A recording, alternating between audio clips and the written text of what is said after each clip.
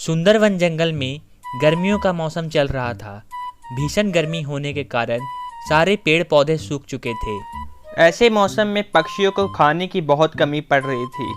पूरे जंगल में सिर्फ आम का एक ही पेड़ था, जिस पर सिर्फ कुछ ही आम लगे हुए थे। चिड़िया और मिठू तोता बहुत दिनों से भूखे थे। वह उड़ते उड़ते उस आम के पेड़ पर आ बैठते हैं।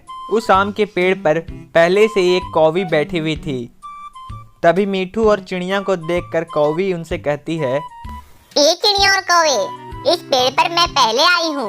ये सारे आम मेरे हैं। मैं किसी को अपना आम खाने नहीं दूंगी। चले जाओ तुम लोग यहाँ से। अरे वाह, ऐसे कैसे नहीं खाने दोगी तुम मुझे आम? इस पेड़ पर तो 3 आम लगे हुए हैं।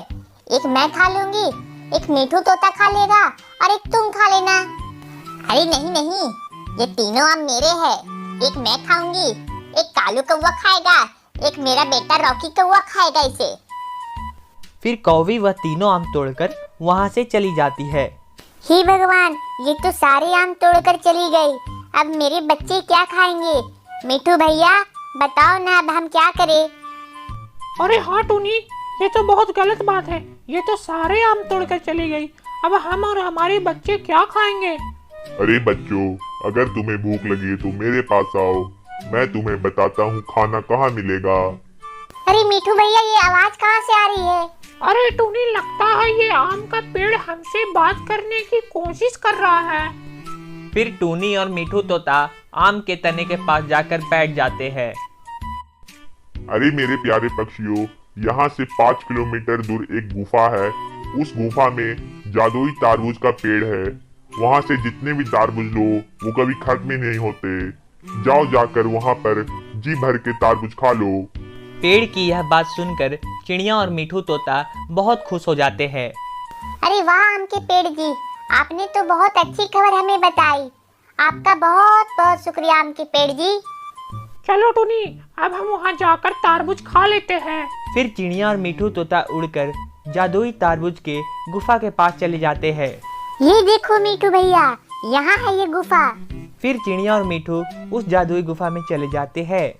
गुफा में जाते ही वहाँ एक जादुई तारबूज का बेल लगा हुआ था, जिस पर बहुत सारे तारबूज उगे हुए थे।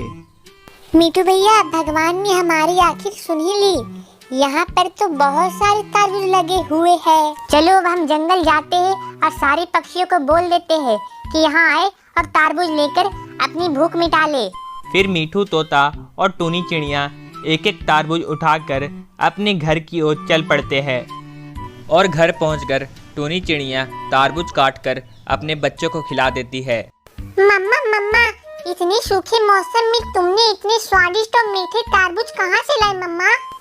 अरे चिड़िया बेटा, ये तारबूज का पता मुझे बड़े से आम के पेड़ ने बताया। अब इस जंगल का कोई भी पक्षी रात को भूखा नहीं सोएगा। सबको भरपेट तारबूज खाने को मिलेंगे।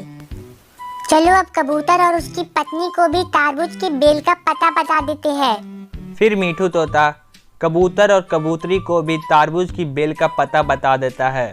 फिर तो हम कल ही जाएंगे और अपना भोजन ले आएंगे। और दूसरी तरफ कौवी भी बैठकर अपने परिवार के साथ आम खा रही थी। अजी पता है जी, जब मैं आम तोड़ रही थी तब वहाँ पर मिठू तोता और टूनी चिड़िया भी आई थी। तो फिर तुमने उन्हें मारकर भगा क्यों नहीं दिया? नहीं नहीं जी, मैंने उन्हें मारा नहीं, सिर्फ सारे आम तोड़कर चली आई। अरे कौवी, अब हमें भोजन कहाँ से मिलेगा? आम के बड़े पेड़ से तो सारे आम खत्म हो गए हैं। अजी मेरे पास एक तरकीब है। कल मैं दूसरे पक्षियों के पीछे पीछे जाऊंगी। जहाँ से उन्हें खाना मिलेगा मैं वहाँ से ही खाना ले लूंगी। अगली सुबह सारे पक्षी पीपल के पेड़ के नीचे बैठ जाते हैं। कोई भी पक्षी उन दुष्ट कौवों को जादुई तरबूज का पता नहीं बताएगा। अगर उन्हें पता चल गया तो वो वहाँ भी उल्टे फुल्टे काम करेंगे। फिर सारे पक्षियाँ वहाँ से उड़कर गुफा की ओर चले जाते हैं। वहीं पर कौवा और कौवी भी पेड़ के पीछे छुपकर पक्षियों की सारी बातें सुन रहे थे। देखा कालू जी, वो गंदी शक्ल वाला कबूतर हमारे खिलाफ सबको भड़का रहा था। हाँ हाँ कौवी, और साथ में वो मिठू तोता भी बड़ी बड़ी बातें कर रहा था। चलो अब हम उनके पीछे पीछे चलते हैं और देखते हैं वो कहाँ जा रहे हैं। यह कहकर दुष्ट कौवा और कौवी दूसरे पक्षियों के पीछे पीछे उड़ते हैं। टूनी, अब जब तक बरसात नहीं होती हमें यहीं से भोजन मिलता रहेगा। हाँ हाँ कबूतरी बहन, चलो अब इन मीठे तरबूजों को लेकर चलते हैं, वरना अगर कौवा और कौवी ने हमें देख लिया तो ये सारा तरबूज वो खा जाएंगे। फिर सारे पक्षी अपना अपना तरबूज तोड़ते हैं और अपनी घर की ओर चले जाते हैं। और जैसे ही सारे पक्षियाँ अपना खाना लेकर जाते हैं, उस गुफा में कौवा और कौवी पहुंच जाते हैं। कौवी, ये देखो, हमें तो खजाना मिल गया। देखो इसमें कितने बड़े बड़े तरबूज लगे हैं। अरे हाँ हाँ कौवे, चलो अब इन सारे तरबूजों को लेकर चलते हैं और सारे तरबूज हम खा लेंगे और जंगल के सारे पक्षी फिर भूखे मरेंगे। हाँ हाँ कौवी, चलो अब तुम इन तरबूजों को तोड़ो, फिर मैं इन्हें अपनी बोरी में भर लेता हूँ। फिर कौवा और कौवी उस जादुई बेल से तरबूज तोड़कर अपनी बोरियों में भर लेते हैं। अरे कालू, इन तरबूजों का तो बोझ बहुत ज्यादा है, मैं तो इन्हें नहीं ले जा पाऊंगी। अरे कौवी, तुम चिंता मत करो, तुम यहीं बैठो, मैं इन तरबूजों को अपने पीठ पर रखकर घर लेकर जाता हूँ। फिर कौवा तरबूज की बोरी लेकर जैसे ही उड़ने लगता है, तब वो बोरी गिर जाती है। अरे कौवी, देखा तुमने, ये तरबूज तो गिर जाते हैं, अब हम इन्हें कैसे लेकर जाए? अरे कौवे, मेरे पास एक आइडिया है, क्यों ना हम इन तरबूजों को तुम्हारी पीठ पर बांध दे, फिर तुम इन्हें आराम से लेकर घर जाना। कौवी तरबूज की बोरी को कालू के पीठ पर बांध देती है और कालू वो लेकर उड़ने लगता है। बोरी भारी होने के कारण कालू को उड़ने में बहुत तकलीफ होने लगती है। वो कभी ऊपर जाता तो कभी नीचे आता। जैसे तैसे कर कर कालू कौवा नदी के पास पहुंचता है। तभी बहुत ज़्यादा होने के कारण कालू कौवा तरबूज के साथ नदी में गिर जाता है और डूबकर मर जाता है। पास ही के डाल पे बैठा एक बुलबुल कालू कौवा को डूबते देख लेता है और जाकर मीठू तोता को सारी बातें बता देता है। अरे भाई मीठू तोता, मैंने आज बहुत बड़ी दुर्घटना देखी। ये कालू कौवा वजनदार तरबूज की बोरी लेकर नदी में गिरकर मर गया। अरे ये तो बहुत ही दुख की बात है। चलो अब इस बात को हम कालू की पत्नी कौवी को बता देते हैं। यह कहकर मीठू तोता गुफा की ओर जाता है और कौवी से सारी बातें कह देता है। अरे कौवी, ये देखो क्या हुआ, आखिर तुम्हारी लालच ने तुम्हारे पति को मार डाला। अरे ये क्या बोल रहा है तुम मीठू तोता, मेरा पति तो मेरे घर गया है तरबूज लेकर। ये कौवी, जब तेरा पति तरबूज लेकर घर जा रहा था तो नदी पार करते समय गिरकर मर गया। हे भगवान, अब ये क्या हो गया, अब मैं किसके सहारे जीऊंगी, मेरी लालच ने तो मेरी पति को मार डाला। सुंदरवन जंगल में सेठ चीचू कौवे का एक बहुत बड़ा जामुन का खेत था, जो इसकी नौकरानी टूनी चिड़िया संभाला करती थी। अरे अरे टूनी चिड़िया, मेरे खेत में कैसा काम चल रहा है, सब कुछ ठीक तो है ना? हाँ सेठ जी, सब कुछ ठीक है, मैंने कल ही कीड़े मारने वाली दवाई डाली है खेत में। और टूनी, मैंने जो कल नए बीज लाए थे वो कैसे है? सेठ जी, वो बीज तो बहुत ही अच्छे हैं, उन बीजों के पेड़ से मोटे मोटे जामुन उग रहे हैं। अरे अरे वाह, ये तो बहुत अच्छी न्यूज है, इससे तो हमें और भी ज्यादा पैसे मिलेंगे। जी सेठ जी। चीचू सेठ ने टूनी को अपनी खेतों की देखरेख के लिए रखा था, क्योंकि टूनी चिड़िया एक बहुत ही अच्छी किसान थी, पर उसकी कोई भी अपनी जमीन नहीं थी, जिसकी वजह से वह सेठ चीचू कौवे के खेत में काम करती थी और सेठ चीचू कौवा उसे महीने की तनख्वाह दिया करता था। एक दिन की बात है, जब टूनी चिड़िया सवेरे सवेरे अपने खेतों में आती है तो देखती है उसके पेड़ों से बहुत सारे जामुन के गुच्छे गायब है। अरे ये क्या, कल तो मैंने यहाँ बहुत सारे जामुन के गुच्छे देखे थे, पर आज तो नहीं है। खैर छोड़ो, जाने दो, लगता वो मेरा वहम था, शायद मुझे ही कोई गलतफहमी हो गई होगी।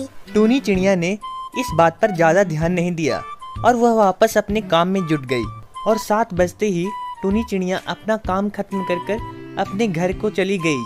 फिर अगले दिन वह वापस अपने खेत में आई तो देखी आज भी जामुन के गुच्छे गायब थे।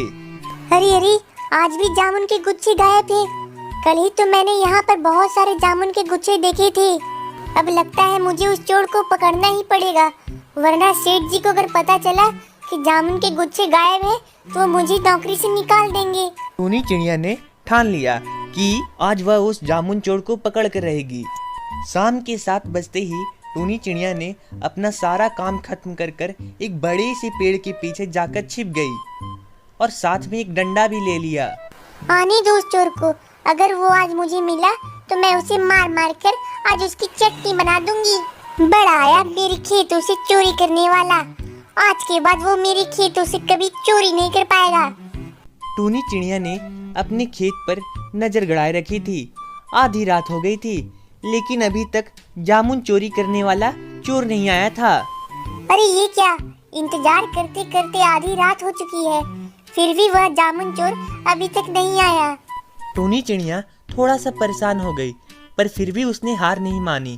उसने रात भर अपनी खेतों की निगरानी की और जब सुबह के 6 बजे तो उसने देखा आसमान से 2 खूबसूरत परी चिड़िया उसके खेतों में आती है और जामुन के कुछ गुच्छे को तोड़ लेती है। अच्छा, तो ये परियां हैं जो मेरी जामुन की चोरी कर रही है। इतना बोलकर टूनी जल्दी से अपने खेत में पहुंची। अरे आप तो परियां हो ना, तो आप मेरे खेतों से जामुन क्यों चुरा रही हो? अच्छा, इस फल को जामुन कहते हैं। हमारे परीलोक में यह पेड़ नहीं उगता, इसलिए हम इस फल को यहाँ आकर चुरा रहे थे। प्लीज परियां जी, आप मेरे जामुन के खेतों से जामुन मत चुराइए, वरना मेरे मालिक मुझे नौकरी से निकाल देंगे। ठीक है टूनी, अगर तुम चाहती हो मैं चोरी नहीं करूं, तो मुझे जामुन की खेती करना सिखाओ। ठीक है परिया, मैं तुम्हें जामुन की खेती करना जरूर सिखाऊंगी। फिर दोनों परियों के साथ टूनी उड़कर उनके बादल घर की ओर चली गई। अरे वाह, आप लोग यहाँ रहती हो, ये तो बहुत ही खूबसूरत जगह है। हाँ टूनी, यह बहुत ही खूबसूरत जगह है, पर यहाँ पर जामुन की खेती नहीं होती है। अरे चिंता मत करो परियां, मेरे पास जामुन के बीज है। ये लो, तुम इन बीजों को बादलों में लगा दो, फिर यहाँ भी स्वादिष्ट जामुन के पेड़ उगने लगेंगे। फिर सारे पक्षी मिलकर बादल में जामुन के बीजों को लगा दिए और कुछ ही समय बाद वहाँ पर एक बड़ा सा जामुन का पेड़ उगा। अरे वाह टूनी, यहाँ पर तो बहुत ही बड़ा जामुन का पेड़ उगा और उसमें बहुत सारे जामुन के गुच्छे आ गए। तुमने तो कमाल ही कर दिया। फिर दोनों परियां खुश होकर टूनी को गिफ्ट में बहुत सारा सोने का सिक्का दे दी। अरे वाह, इतना सारा सोना, अब तो मैं बहुत ही अमीर हो जाऊंगी। शुक्रिया परी चिड़िया, शुक्रिया। फिर टूनी कबूतर एक सुनसान रास्ते से जा रहे थे, तभी अचानक उनकी गाड़ी खराब हो जाती है। हे भगवान, हमारी गाड़ी तो खराब हो गई। अब इस सुनसान रास्ते में कोई मैकेनिक भी नहीं है जिससे हम अपनी गाड़ी बनवा सके। अजी बंटी कबूतर जी, अगर इस सुनसान जंगल में हमारी गाड़ी नहीं चालू हुई तो हम कहाँ रहेंगे? ये तो बहुत खतरनाक जंगल है, यहाँ तो बहुत सारे खतरनाक जानवर रहते हैं। अगर वो आ गए रात को तो हमें मारकर खा जाएंगे। ठीक है टूनी, मैं गाड़ी को बनाने की कोशिश करता हूँ। बहुत कोशिश करने के बाद भी बंटी कबूतर से गाड़ी नहीं बनी। अरे टूनी, ये खटारा गाड़ी तो बनी नहीं रही है मुझसे, अब मैं क्या करूँ? तभी वहाँ पे अचानक से एक काला कौवा आता है। उसे देख टूनी डर जाती है। मेम साहब, क्या हुआ मेम साहब? मुझे देखकर डर क्यों रही हो आप? मैं तो आपकी मदद करने आया हूँ। कैसी मदद? क्या तुम हमारी गाड़ी को ठीक कर दोगे? नहीं साहब, मैं गाड़ी तो नहीं ठीक कर सकता, पर इस सुनसान रात को आपके रहने का इंतजाम कर सकता हूँ। पास ही में मेरा एक घर है जिसमें आप रह सकते हैं। कल सुबह तक मैकेनिक आ जाएगा आपकी गाड़ी ठीक करने के लिए। तभी टूनी डरते हुए बंटी कबूतर से बोलती है। अजी बंटी कबूतर जी, मुझे ये काला कौवा कुछ ठीक नहीं लग रहा है, मैं इसके घर नहीं जाऊंगी रहने। अरे टूनी, तू डर मत, ऐसा कुछ नहीं है। ये कौवा तो हमारी मदद करने आया है, तू इससे डर मत, मैं तुम्हारे साथ हूँ ना। फिर टूनी और बंटी कबूतर काले कौवे के साथ उसके घर चले जाते हैं।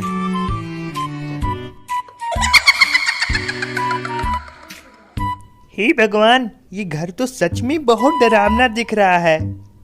डरिए मत साहब, यहाँ आपको कुछ नहीं होगा। मैं आपके इस खाने और सोने का इंतजाम करता हूँ। तभी वहाँ से कौवा चला जाता है। अजी बंटी कबूतर जी, मुझे कुछ ठीक नहीं लग रहा है। ये बगल वाले कमरे से काफी अजीब अजीब आवाजें आ रही है। मुझे बहुत डर लग रहा है बंटी कबूतर जी। अरे टुनी, तुम डरो मत, मैं तुम्हारे साथ ही चलता हूँ और देखता हूँ इस कमरे में आखिर है क्या। तभी वहाँ से बंटी कबूतर और टुनी चिड़िया कमरे में चले जाते हैं और वहाँ पर देखते हैं भूतिया चुड़िया चुड़ैल बैठी हुई है। आखिर तुम लोग मेरे जाल में फंसी गए। मैं बहुत दिनों से भूखी थी, अब मैं तुम दोनों को मार कर खा जाऊंगी और अपनी भूख मिटाऊंगी। नहीं भूतिया चिड़िया जी, हमें मत मारो। हमारे छोटे छोटे 2 बच्चे हैं, वो हमारा घर पे इंतजार कर रहे हैं। हाँ हाँ, मत मारो चुड़ैल जी। हाँ हाँ